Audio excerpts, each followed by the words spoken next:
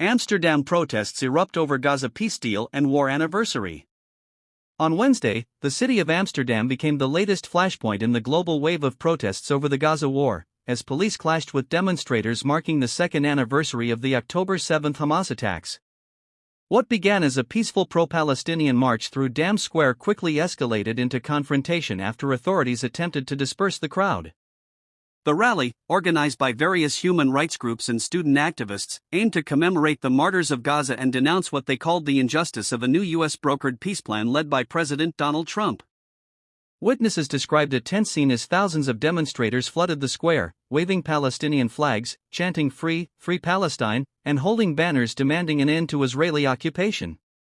Many participants lit candles and carried photographs of victims from Gaza, transforming the protest into both a political statement and a vigil for the dead. Yet, tensions rose sharply when protesters attempted to march beyond the permitted zone toward government buildings.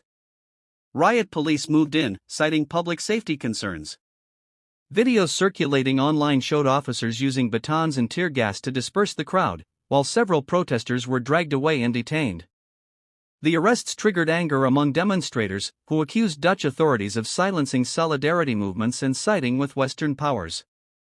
Activist organizations in the Netherlands quickly condemned the police response, calling it an infringement on freedom of expression.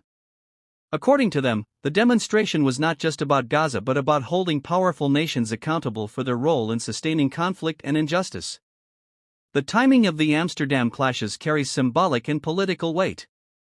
The protests coincided with the announcement of the first phase of a peace plan negotiated between Israel and Hamas. A deal that includes a temporary ceasefire, limited humanitarian access, and the release of hostages.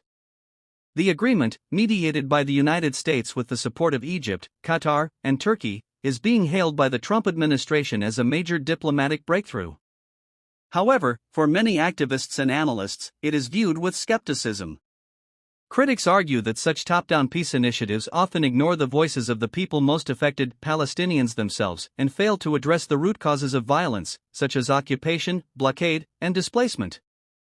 Across Europe, the sentiment is similar.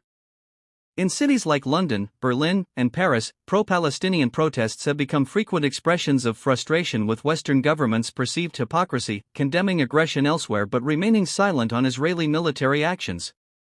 Amsterdam's protests, in this sense, reflect a growing disillusionment among ordinary citizens who see global diplomacy as detached from humanitarian suffering.